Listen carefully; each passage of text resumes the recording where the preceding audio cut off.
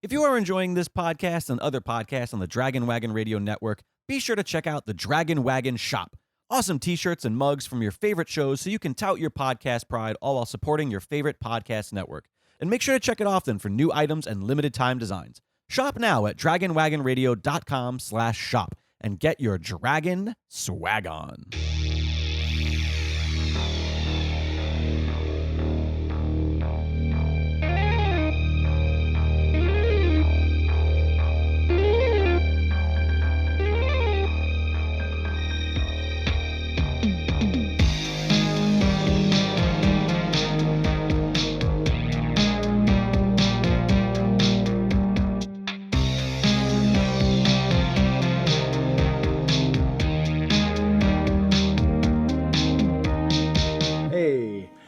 Hey everybody! Hello from beautiful sunny Van Nuys, California. I say everybody like somebody else is here with me. It's just you and I. Hey everybody! Hey everybody! Hey, I meant to ask you, did you watch the Star Wars trailer or no? Any of them? Mandalorian? Any of them? Did you see the Mandalorian I saw the first trailer? Mandalorian trailer. You didn't see the most recent? With Werner Herzog. He's got an even more prominent appearance in this new trailer. I haven't seen anything. Do you care? I mean, I want to watch that show eventually. I don't care about watching all the trailers for it. I don't want to get hyped up or whatever. I'm not going to subscribe to Disney Plus. I'll find some way to watch it anyway. You scumbag. So somebody will give me their password, I'm sure. If you want to share your Disney Plus password, give it to me on Twitter. Yeah. I'm at Mark Heiliger. You know, there's so many like _plus streaming services now. The show I'm on now is for yet another one, HBO Max. Well, and Apple Plus. Mm-hmm. You know, I mean, that just started. I can't even figure that one out. If you rotate the X in HBO Max, it becomes a plus. It becomes a plus? Is that what it is? HBO Ma Plus. It's just a lazy plus sign. It fell over. Yeah. I thought HBO already had that thing. Well, that's sort of the problem. They have their just premium cable channel. They have HBO Now, HBO Go, and I confess I don't know what the difference is between those two. Well, HBO Now is for people who don't have a cable subscription. HBO Go is for people that have a cable subscription. Okay. That includes HBO and the network. So what is the difference between the actual content on those two apps? Nothing. It's just that you don't need like HBO Now is like you pay for just that service and only that service. HBO Go is like you've already got the channel on cable and you get the app as part of the package. Yeah, you're paying out the ass for cable. Why would they give it two different names though? It seems stupid. But now they gotta. It's probably contracts, like maybe whatever bullshit telecommunications contract they have with. Mm-hmm. Cable services. And, HBO Max, they just had a big presentation earlier this week, and they unveiled like all these different shows. They're going to have Friends, they're going to have The Office, they're going to have original content, they're going to have some HBO stuff. It's not going to be exactly what's on HBO. It's going to be its own kind of Netflix thing where they have their own exclusives. And it's sort of irritating people because it's yet another expensive-ass thing that you got to pay for. Right. And it's like, congratulations, everyone. You've invented cable on the internet. Right. Because there's so many streaming services now. And I only have Amazon Prime and Netflix. Mm-hmm. And that's enough. Yeah. I cannot even keep up with those two things. I'm not subscribed to anything else. I have CBS All Access for now because I worked on a CBS show. Yeah. They kind of give those out to the employees. It ends up being its own expensive thing. Mm-hmm. I mean, I've definitely, signed up for HBO to watch something and then forgotten about it. And it's not, you don't watch it for 3 months and you're like, well, why the fuck am I paying for this? Well, I look at my credit card statements every month and I can see when that makes one of us. $5.99. Speaking of credit card statements, you have a new pricey object on there. I got a new car. Last time we recorded, we were going on about discussing cars heavily. Yes, it was the car show. Like the first 40 minutes was all about electric cars and stuff. I bought a Volkswagen e-Golf. Which is the one you wanted. The one I wanted. It's got a really nice interior. It's super quiet in there. But instead of buying used like you said you would. I bought new. Bought a brand new one. Because I had asked you about it. Yeah, you said there was some sort of deal. I don't mind telling people how much I spent on this car. Even if it implies that I make a ton of money, and I don't. I only bought it because there is a good deal going on, but Volkswagen is not really advertising it. I read about it online on forums about the car. A lot of dealerships are offering up to $10,000 off MSRP right off the top just to move the cars. And I think that's more up north, near San Francisco. Where they don't have power? Where they can't even power up the electric cars. But it's that's sort of Tesla's home turf. And they're trying to compete more with them, so they're giving these massive discounts. Good luck. Down here, if I called around to 30 different dealerships and I was willing to travel hundreds of miles to go get the car, I'm sure I could have gotten a better deal than I got. But I went so you're saying you got screwed. I didn't get screwed. I got $9,000 off instead of 10. That's a small difference to me. Sure. For the convenience. How much did you have to haggle for it? Not a whole lot. When I first brought it up, the sales guy I was working with was like, "Oh, I haven't really heard of that." And you lying son of a bitch. Yeah. Well, I was kind of like, "Well, that's I don't know if it's a real big thing every dealership is being told to do, but a lot of people online are reporting getting this discount." And he went and talked to the manager, and the manager's like, "Yeah, god damn it." Give him 9,000 off instead of 10. As long as it's not on your podcast. Right. But between that 9,000 off and the California rebate of 2,500 and the federal tax rebate of 7,500, that's 19,000 off a car that was priced at like 34,000. And after taxes, essentially, I'm paying $18,000 for the car. That's how much I paid for my 2002 Ford Focus. Yeah. Brand new in 2002. Yeah. The same fucking price.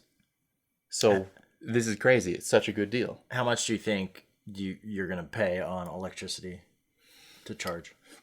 Probably $20 a month. Oh. Because I just do commuting and doing errands. I'm not going on road trips. Is there a I know that fast was way a to big charge thing. that car? Like, I mean, It has a DC fast charger. Tesla's got the superchargers, but so it does like it does have a fast charge mode. And how fast does that charge? That will get you to 80% in like 40 minutes or something. Oh, okay. But where do you do that? You need a charge. You need to find a level 3 charger out in the world somewhere. Those are like the pay stations. Can you? Yeah, I'm They're assuming around. I'm assuming there's no adapter for like a Tesla. No, they supercharger. don't. No, unfortunately. Yeah, I can't imagine. But yeah, if I just leave my car plugged in overnight, in the morning I got my 140 miles of range because I drive very conservatively with that thing, and it's been good so far. The weirdest thing about it is that when I'm lightly using the brakes, like I'm easing out of my driveway or I'm pulling up slowly to a stop sign, the whole car is so quiet that I can hear the brakes grind. And I actually brought it back to the dealership yesterday morning. Just going like, what is up with the brake sounds? I'm only used to hearing that sound when the rotors are worn, and this is a brand new car. Right. So what's going on? And they was like, it's quiet. It's a quiet car. Now you can hear everything that's happening. Does it have regenerative braking? Yeah. Have you gotten used to that yet? Because it is different. I was driving a stick shift before this, and this is similar on the e-Golf. You nudge the parking, whatever you call that stick, you nudge that left and right to go into the different regen modes, so it feels a bit like you're shifting a car, and like you pull back on it to go into the most extreme one. It actually has a shifter? It's not a shifter. It's just like the park reverse drive. It's got that thing down the middle. Okay. I mean, the Tesla one, only you do it with like what used to be a windshield wiper. You hit it up and down and all that, but... By the way, we're not getting paid by Volkswagen or Tesla. I wish we were. But I'm very happy with the e-Golf, and it's amazing that I got a new one for cheaper than it would cost to get a used one. Right. Like that's fantastic. I was looking at a 2-year-old, a 2017 Hey, e-Golf. you paid a lot less than I did, I'll say that much. Yeah. I don't have as many toys, but I didn't really want those. I like the range. I don't think I could survive a car that has a max range of 140 miles. I think officially they say 125, but if you drive in the eco modes and stuff, it'll pump that number up. Mine's got max range of 320, but I've only ever charged it up that much like once, and you're not supposed to. It damages it. Like Right. if you do it too You much, want to max out at like the 70 last, to 80%. Yeah, if you go too low or too high. You just do that when you absolutely need it. If you're Right. going on a long trip and you don't want to stop. Right. Every once in a while, it won't like. Which kill is your funny car. because it really doesn't make that much of a difference. It charges slower when you get to that because Right. it slows down so it doesn't damage the batteries. So it's like the time you lose waiting for that last 10%. Right. That's the kind you of probably could have made it up if you just stop at the next supercharger, wherever that is, Mm-hmm, and just charge to 80% again. Right. And if you're doing it at home, that's the kind of thing you would want it to go to 100 overnight, so you're ready to go in the morning, but you don't want to sit there all day. Yeah. While you're already awake waiting for it to hit 100 because it really doesn't matter. All right. Well, that's enough about cars. Okay. We never have to talk about cars again. Have you seen any movies lately? Because I don't think I have. I watched a movie on Amazon Prime, A Simple Favor. Do you know that one with Anna Kendrick? Well, I wanted to see it only because of it's a Reitman, isn't it? No. It was the Ghostbusters director. Maybe that's why I've got it confused. The with new Reitman. Ghostbusters director. Right. I don't know who that is. Paul Feig? Is that his name? Paul Feig? Did he I think do it? Yeah. I didn't think it was a very well directed movie, but it No. was an interesting, like, pastel flavor suburban thriller that gets dark. Really? Yeah. So It's kind of not like it's not horrible, but the poster kind of made it look like a bubblegum movie. right, it makes it look like a comedy, and I think they got a comedy director in there. It was sort of mixed messages. Does it go like Tonally, Nurse it's all Betty over. dark? Not that dark. Okay. That's pretty There dark. are, there are dead people. Yeah. No scalpings, like in Nurse Betty. I don't remember that. You don't remember the guy getting scalped? That's like the inciting incident. Well, That's the thing that kicks us off. I did want to do Nurse Betty at some point on the podcast. Yeah, we'll talk about that another time. I really haven't seen a lot else. We've been watching BoJack Horseman, new season. Mm-hmm. We were heard it's great. watching I've never American seen Horror it. Story, new season. Never seen it. Well, actually, no. I saw the pilot and I was like, Yeah, I didn't care for the first season. It got crazier and slightly better after that. Yeah. What about you? Nothing? No? Orla and I have been watching a lot of Blu-rays lately. Because usually we just, scour Netflix for hours until we decide we don't want to watch anything. Oh, we As got opposed to 10,000 just, options. None of them are good. Putting in a movie and watching it. And we did watch Upstream Caller, which I know we had considered for the podcast at some point, but I don't think either of us had seen it. No. But at least now I've seen it. Would you recommend it? We'll watch it on the podcast someday. Okay, I guess that's a recommendation. Yeah, I thought it was interesting. Interesting enough to watch and kind of decipher. It's not as convoluted as Primer might feel to audience members, but it definitely has kind of the same vibe. It's still a low rent movie. It feels very low budget, but artsy. Well made, it was good. but It was low well budget. made. Yeah. Let's see. Movies in the theaters. I don't think I've seen anything. I know Irishman came out this weekend. That is 3.5 hours long. I'm not going to see that in the theater. No, I will wait for even Netflix. though it's Scorsese. I mean, wasn't Wolf of Wall Street was like 3 hours long, and that felt pretty fast. I think that was 2.5, 2:40 maybe. What about Aviator? Was that That was like 2:20, okay? 2:30 maybe. But Point he being, makes his long movies movies. are long, but they don't feel long necessarily. No, but I can't justify it. 3.5 hours is too long. Does it have an For something intermission? you're going to get on Netflix in a week. Right. I doubt it has an intermission. There was some kind of Editors Guild screening, I think, of The Irishman, and it started at 8:00, and I'm like, I'm not gonna spend my entire night. I'm not gonna be out in the theater until midnight to watch this Scorsese movie, and of course they have a Q&A afterwards. Sure. I'm not gonna be out until which is like 1:00 just for a Was Q&A. Thelma Schoonmaker? I'm not sure if she Shoemaker? was there. Schoonmaker? Schoon. Schoonerbacher. So many ways to say that. Was she talking for the Editors Guild? I'm not sure if she was there. It may have been other post people like the sound or visual effects people. I'm not sure. I will say this. I might be a member of a union soon. Cool. Which one? The DGA. High five, dude. Submitted my application, which I wasn't even sure I was going to get because it's not something you can't apply to be in the DGA. They have to invite you. They have to invite you, which means the studio has to have backed you. And I had Universal backed me for an episode of Mr. Robot this season, and with a little luck, I'll be in the union soon.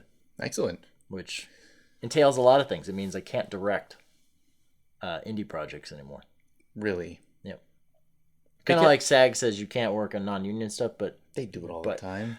Yeah, SAG actors do all the time. DGA, on the other hand, is like watches you like a hawk. See, Editors Guild, they tell us straight out that we can work on non-union projects. Probably because they know the work is so hard to come by. Right.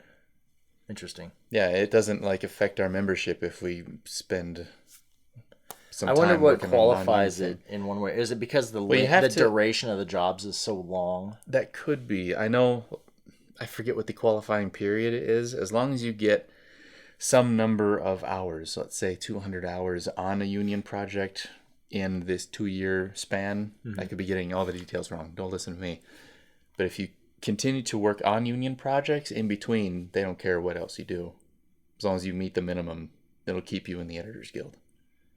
Well, I've been meaning to actually ask you about, so how did you accrue your hours to get into the Editors Guild?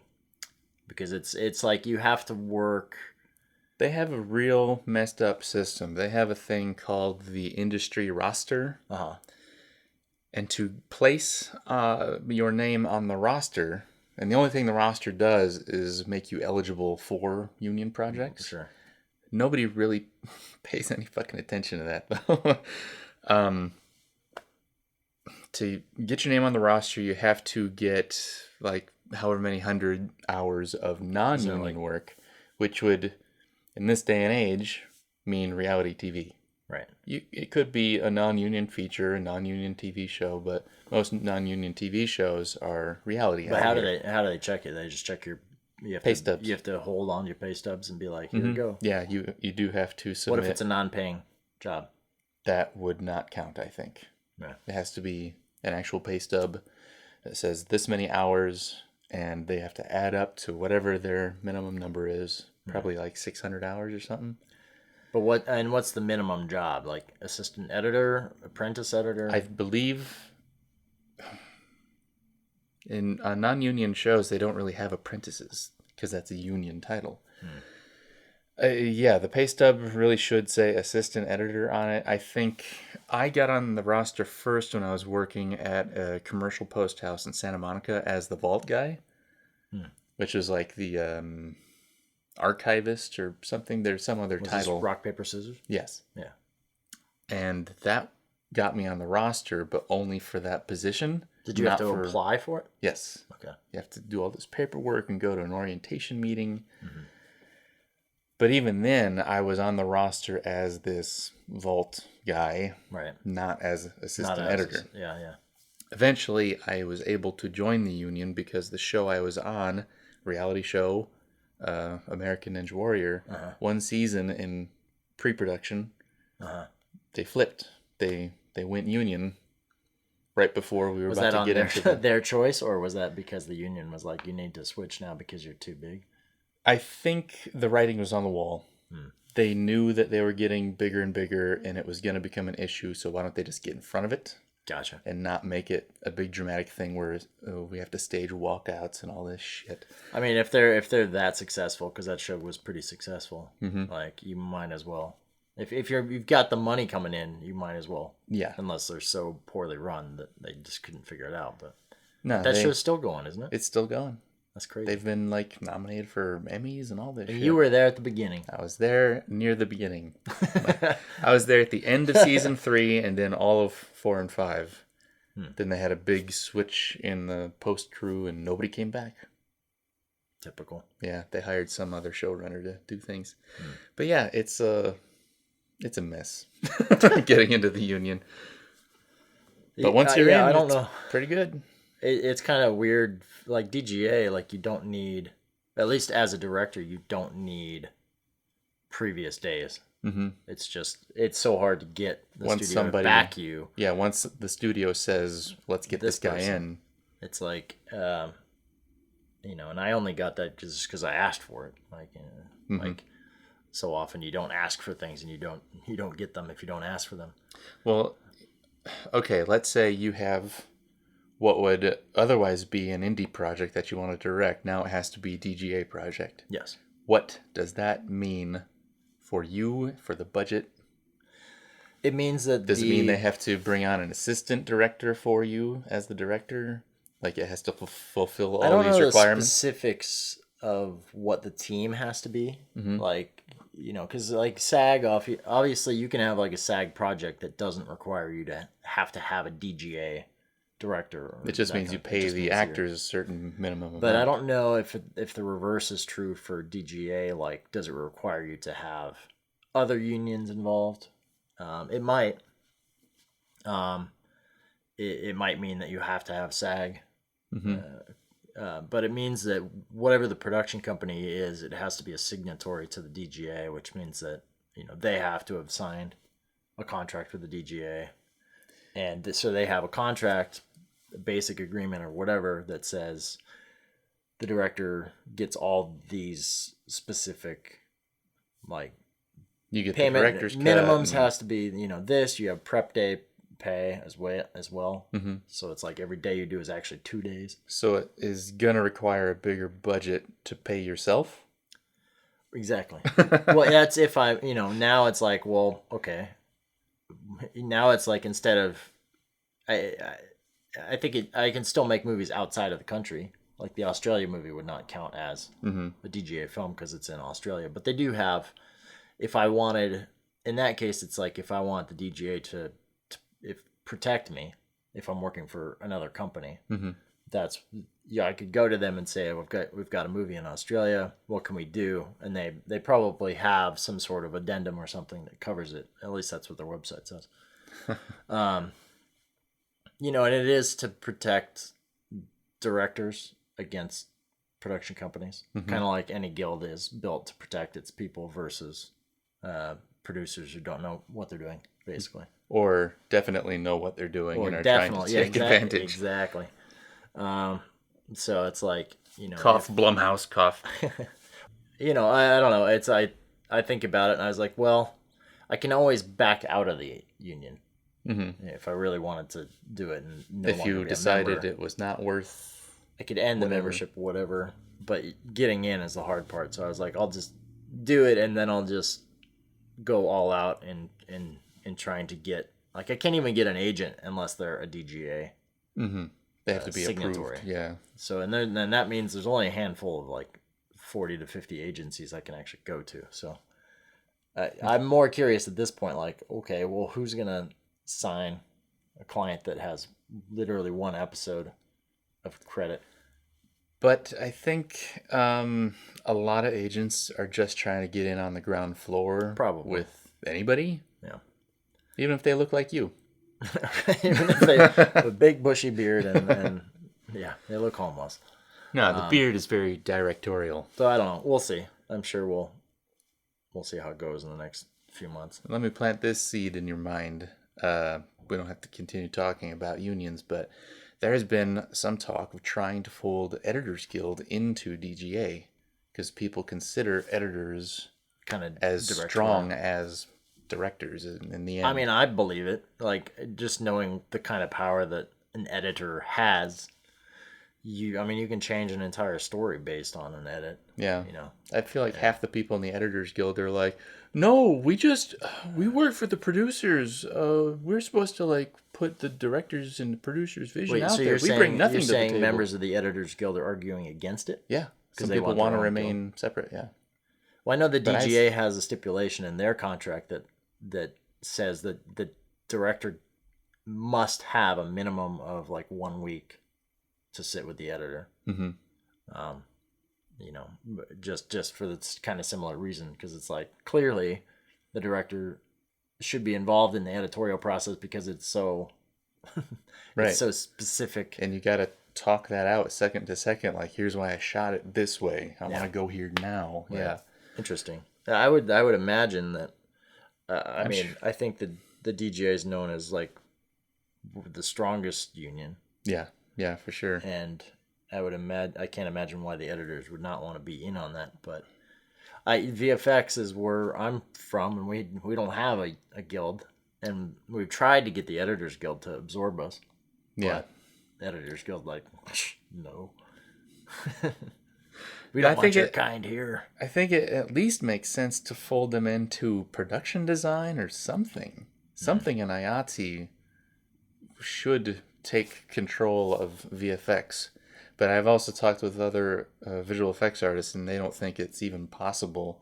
The way the bidding process goes, the way money changes hands and the work is delivered, it can't be put on such a typical workday schedule. It is a strange beast. Yeah, because you end up having... You have to do so many versions of whatever. Yeah, you could have hundreds and hundreds of visual effects artists that all should be credited if a union is backing them. Mm-hmm. But, you know, that could easily outweigh the number of names that are on the rest of the production roster.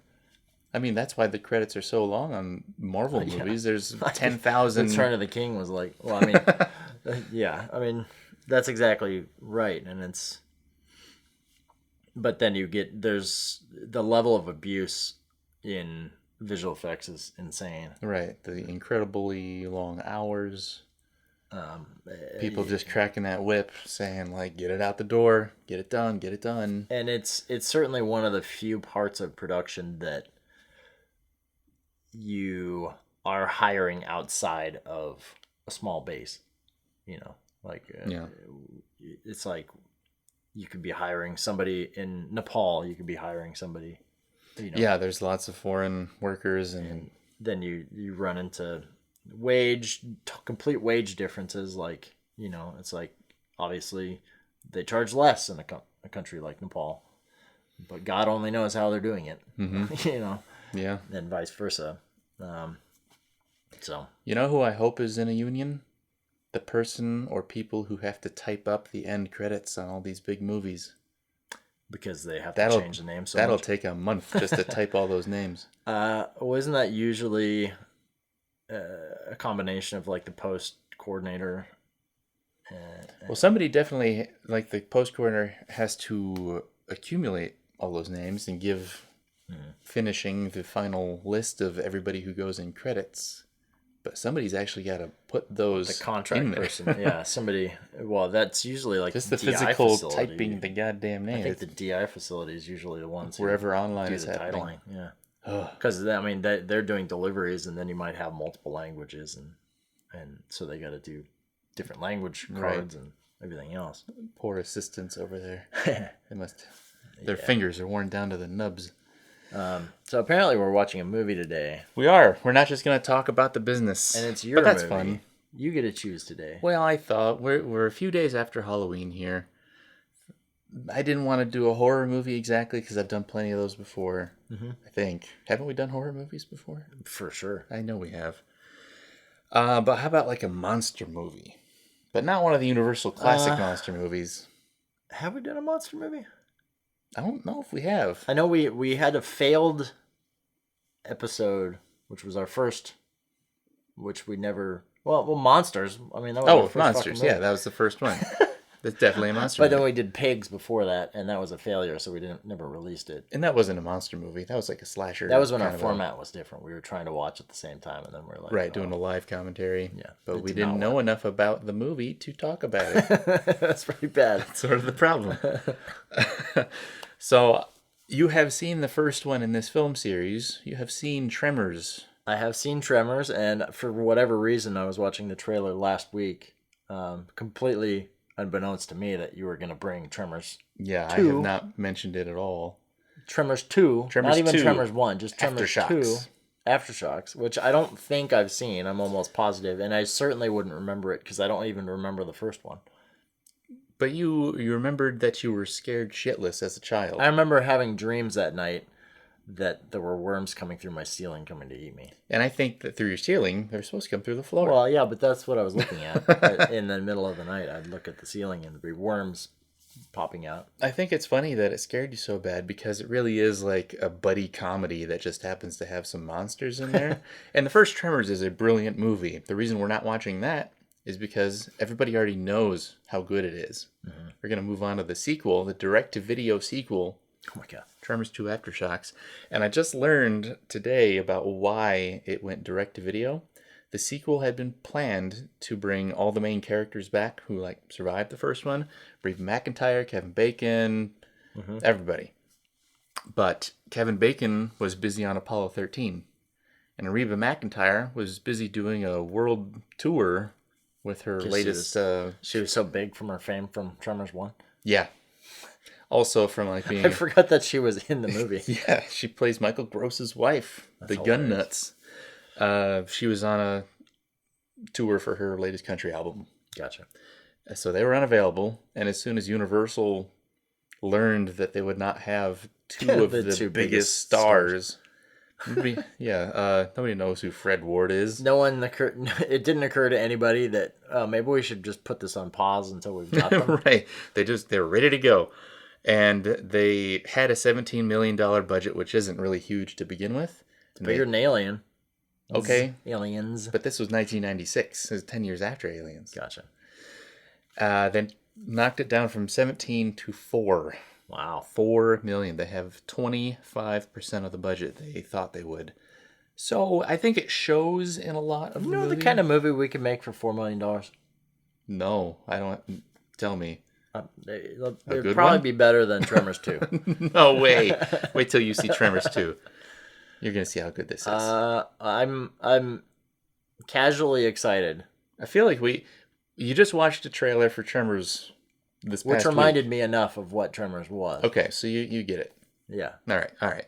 We don't have to rewatch that. Let's just roll the trailer for Tremors 2 and get into it. All right, let's do it. They lay dormant for years, waiting for the chance to appear once again. Now, they're back, and they'll find you no matter where you try to hide. And only a team of dedicated professionals can stop them. We need someone, an expert, to eliminate these creatures. To go graboid hunting. This time, they're prepared. Preparing to fire.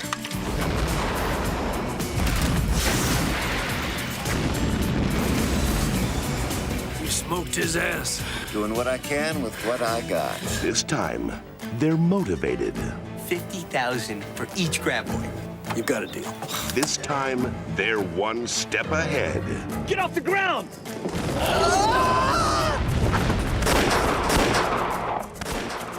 There's only one problem. This time, the worms have turned. Something's wrong with our worm, Earl. It's a whole new ball game. A whole new goddamn ball game. The worms changed somehow. Now we've got these things. This way! I am completely out of ammo. They wrecked our car. The radio tower. How can they be so smart? We're not sitting ducks here. Come get me, you suckers! You hungry? If I can just get to your truck, I can grab some bombs. Tremors 2 Aftershocks. Starring Fred Ward, Michael Gross, Christopher Gartin, and Helen Shaver. Damn worms never cut you any slack. What the hell did I just watch? You watched Tremors 2 Aftershocks. Did you forget halfway through? $4 million. Yeah. I keep saying that every time you have some complaints. You have said it multiple times. It's like, dude, $4 million. They thought they had 17 million. Okay, what about this movie do you respond to? I respond to, even though it's a pretty simple story, they got it. They're hired to come back down south to kill more graboids, big worms. Yep. And then, the plot shifts under their feet. They turn into little crawly guys instead of worms. They have feet and they can see body heat. I like the ingenuity that is still present from the first film, meaning all the ways they escape, evade, and kill the creatures, like using the door to block their body heat from the creatures that are over that way. I like all the different set pieces. I love the fucking overkill from Burt Gummer.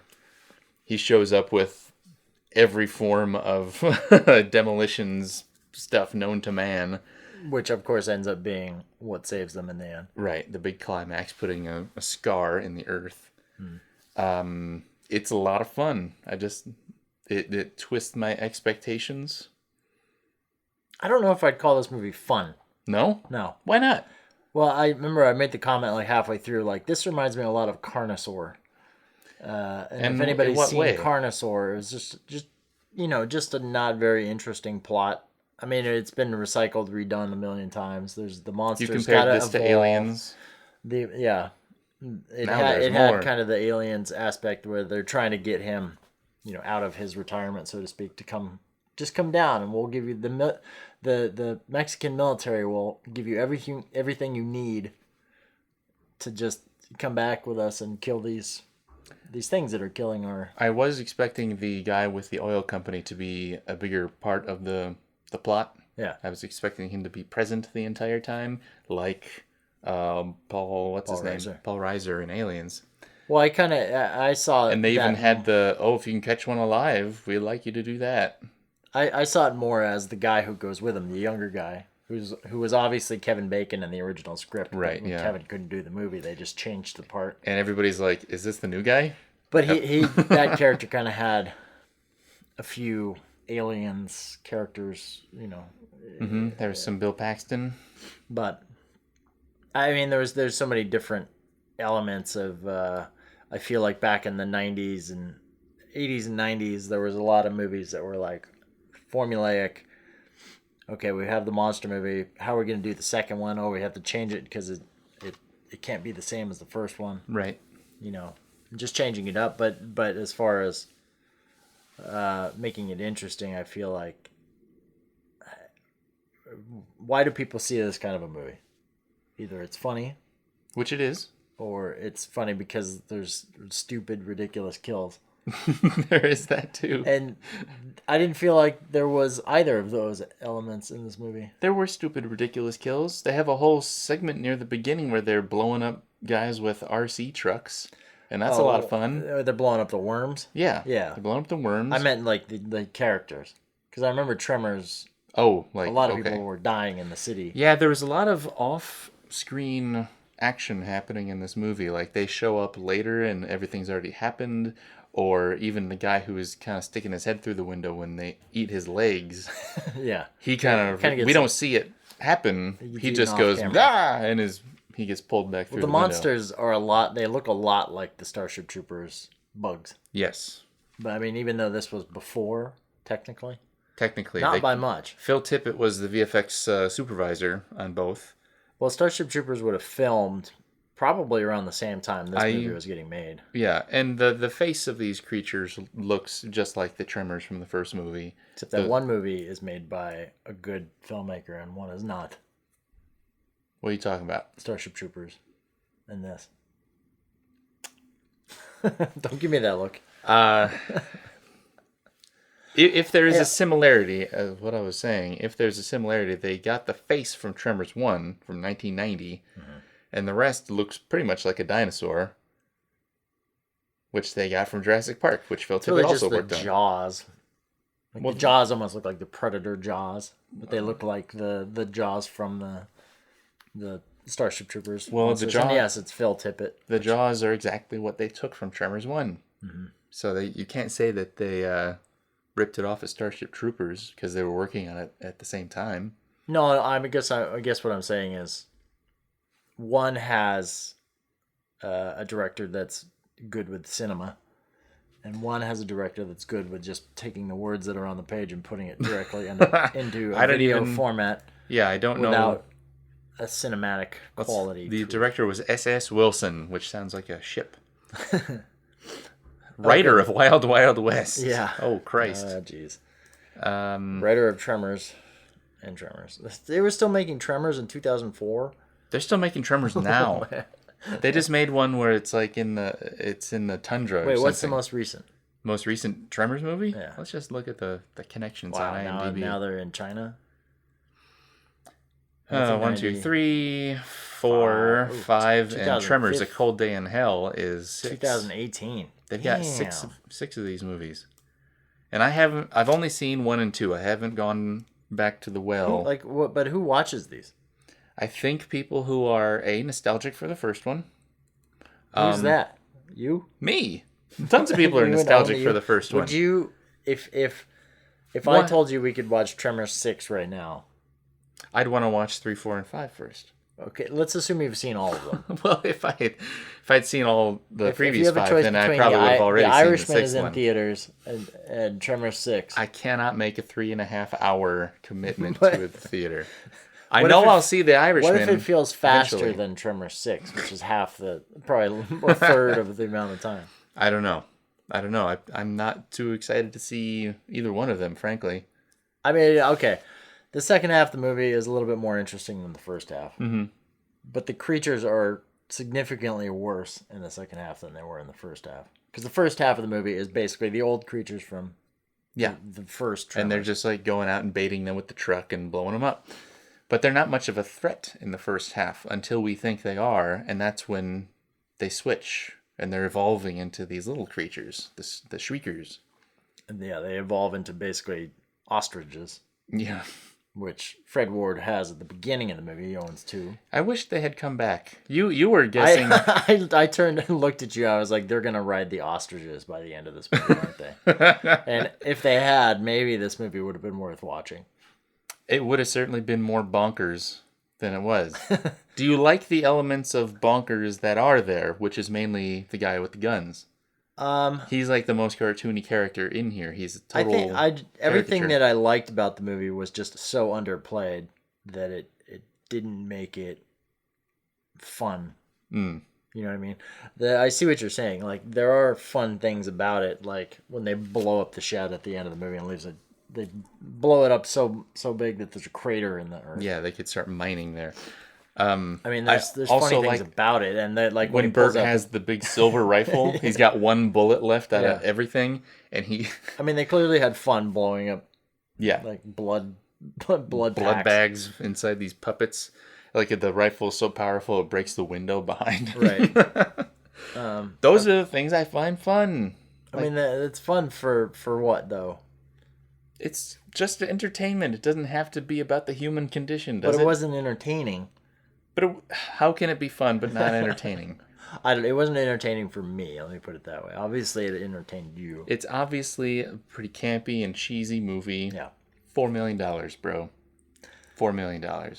Straight to video. Straight to video. And I only saw it when it came on HBO one day.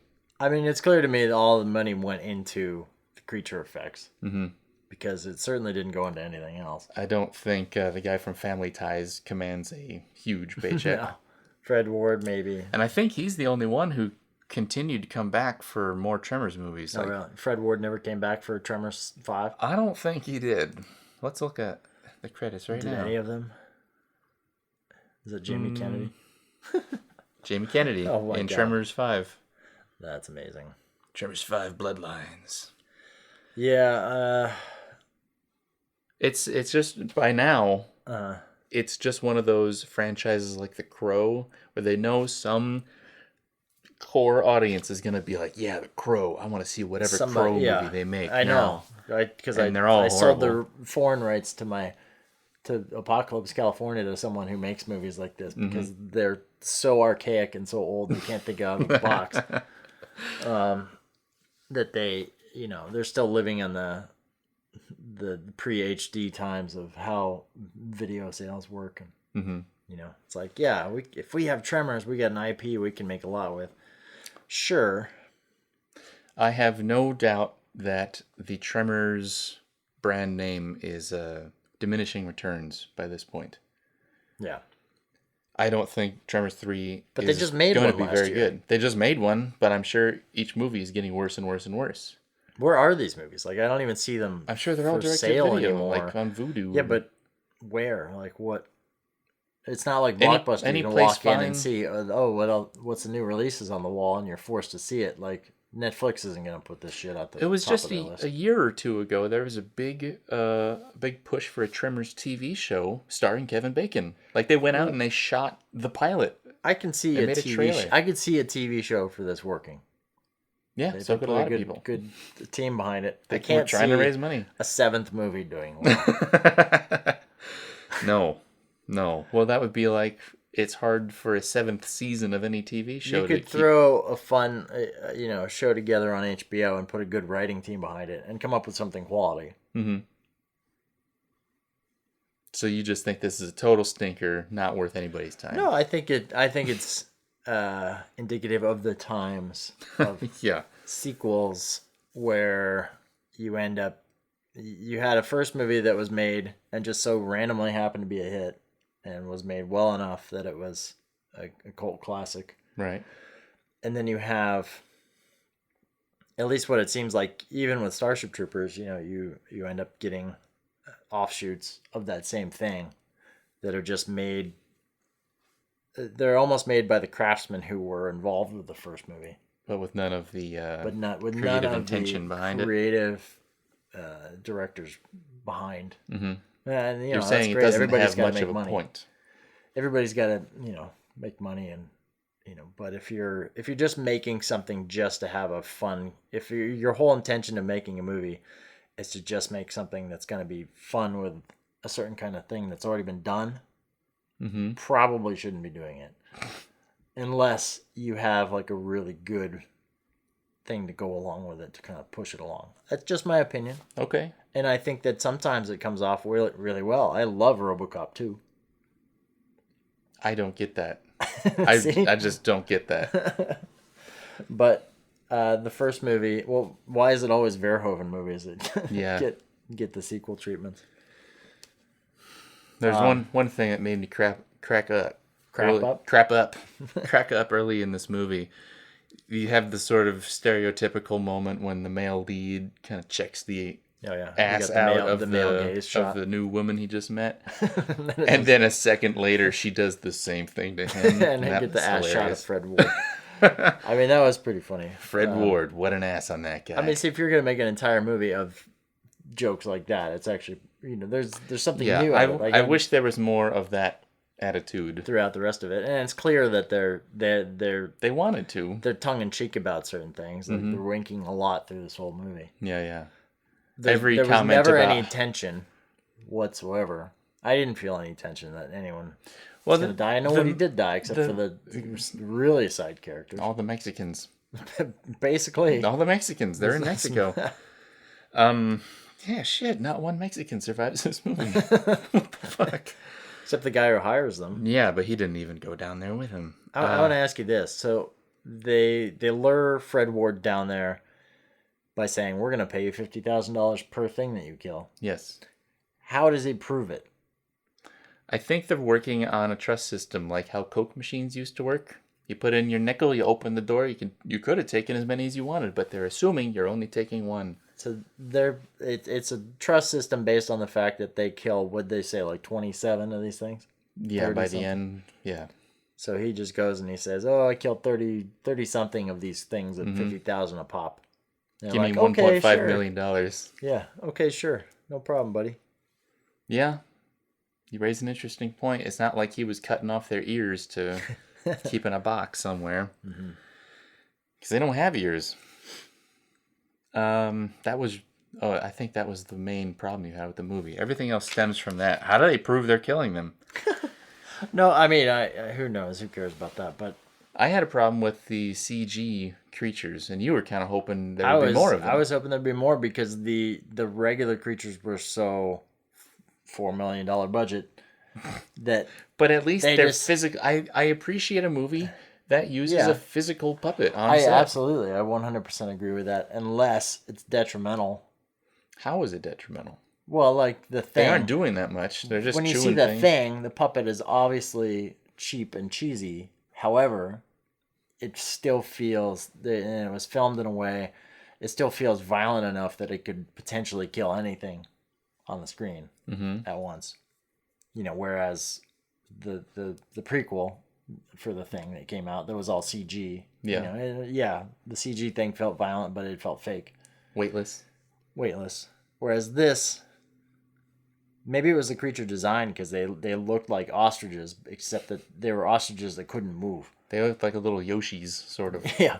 A Yoshi that couldn't move because it was clearly being puppeted and right. You know. Yeah. The physical ones, you never saw them walking around. They were either in a cage holding still, or they were just like sniffing around the ground or looking at you. But they so were it never felt moving. like if they ran up to you, you could literally just push it over and be fine. And yet they show like before we learn what it is, you know, we see all this destruction that this thing has caused. Well, I thought that made for a comic reveal. It's making all this noise, and they keep aiming their guns higher and higher, like it's going to be a giant Godzilla lizard. And then this little tiny thing jumps out at the bottom of the frame. But then it just stands there. And it screams at him, and it runs at him really fast. Except we don't see it run at him. Yeah. We're just seeing their reaction of going. No, there's a whole shot of it running at them. They're shooting. That one of the CGI ones? Yeah, one of the CG ones. No. And the gunshots miss, that's what I mean. It's blows like up, and then they had to rely on the CGI thing to show it running fast. Yes. And I know I'm just pointing out like the limitations of the production. Like I'm just saying like so it never made you feel like they were a threat. Right. And you saw the carnage that these things did. Like you saw how it chewed its way out of the underground worm. Mm-hmm. To evolve into whatever this thing was. And then it goes and destroys cars and radio towers and all this stuff. And you see this massive destruction and gore. And I was expecting something that was flying at first. Mm-hmm. I think a later movie does that. I think that's in number 4. It's called Starship Troopers. And, do they fly? Some do. Oh. It's been a while since I've seen that one. Yeah. I think the threat of the monster, you're not wrong. And the movie undercuts itself in a couple points by just having the characters wait. They just sit there. Like, that's what the scene is about. They're waiting for rescue. It's like, hey, as long as we don't move from this spot, we're going to be okay. Right. And that's not very threatening. There should be an ever-encroaching threat. Every second they don't move or take action, they're closer to death. So it doesn't really work perfectly well on that level. Mm-hmm. But when they're up on the roof of the thing and the monsters are on the ground, hey, we don't have to do nothing. And they try to... Until they start climbing. They start climbing each other, and that's a ridiculous kind of thing. I don't think... As realistic as these creatures ever could be considered, that goes into Three Stooges territory. Yeah. They're going to make a lizard pyramid just to get some people. That's what they were doing. That's what they were doing. I mean, I hate to shit on any movie because I think they're hard to make. And I you know what? I mean, hey, if they want to make a movie that is fun for themselves and a few people like you, then hey, I enjoy it. Totally down. That's why I brought it. I mean, they clearly had fun making it. You know. We don't know that. I mean, maybe not. They must have though. They kept coming back. I'm gonna go do some internet research later and look for any Phil Tippett interviews where he talks about Tremors 2. Because I'm really interested. I'd be curious because I Phil Tippett's great. Like I love. But he didn't direct this. He didn't direct it. He's a VFX. He's a CG supervisor for the CG creatures. He didn't make the puppets or anything. When that was Woodruff and Wilson. No, Wilson is a director. The special effects guys, who also, the Woodruff and Wilson, like they did the Alien and Alien 3. Mm-hmm. Like they've done a lot of creature effects. I never heard of them before. I'll take your word on it. Yeah. But I don't know them like the way I know K&B makeup effects. Sure. Things like that. Or Stan Winston creatures. Right. Well, they're kind of the other Winston. Nah. 2 of them. Well, I'm not going to rush out and see Tremors 3. No, me neither. It's been out for years. I haven't. I would rate this movie better than Phantom of the Paradise. Good. Is it better than Ice Pirates? You know it is. I enjoyed I can't believe you're thinking about this. Ice Pirates more than this movie. My God. Which one are you in this? no. Are you Ebert or are you Siskel in this scenario? I don't know. I think you're Ebert for sure. Good. I'm the smarter one. What does that mean? We're leaving now, guys. Thanks for listening. Are you happy you showed this to me? Yes, are you, I'm still satisfied. Disappointed. I mean, I'm always disappointed when I show a thing to somebody and they go, whatever, man. I don't fucking care. That's always disappointing. But I'm still getting the word out through the microphone. It's true. There's other people out there who will appreciate this. What was it rated on IMDb? What is the overall? It's rated 6, I think. 6.0? Let's see. Where'd it go? Tremors 2. Yeah, Aftershocks. 6. And I gave it 7. 24,000 people. You showed me a 7 out of 10? Yes. These are underrated movies. A lot of people never even knew they made sequels at all. Yeah. Oh, I definitely saw that they did. And some people have never even heard of Tremors 1. And maybe they'll go back and go, wow, what an amazing movie. Most people are not as old as us anymore. Yes. Unfortunately. My God, we're on the way out. Yep. We're in the last half of our lives. Yep.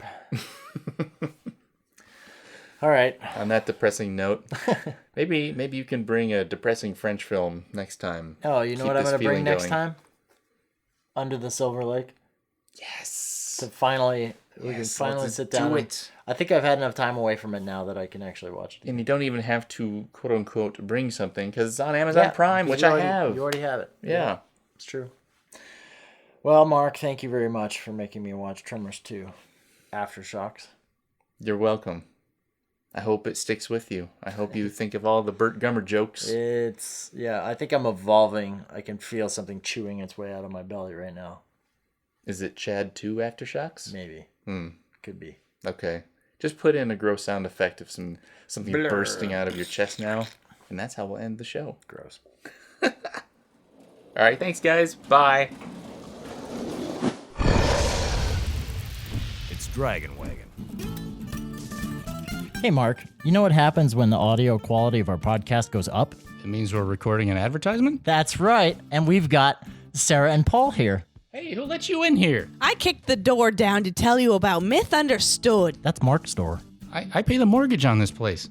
You better hear about Myth Understood because I get to learn a new myth every other week by my best friend and comedy partner, Paul Bianchi. I kind of like myths. What kind of stuff do you cover? We cover every Greek myth. Maybe in the future we'll discuss other things aside from Greek mythology once we do it all. Well, I'm going to get started right now. Where can I find the podcast? You get your ass online to Stitcher, iTunes, anywhere podcasts are, and you look up Myth Understood Podcast.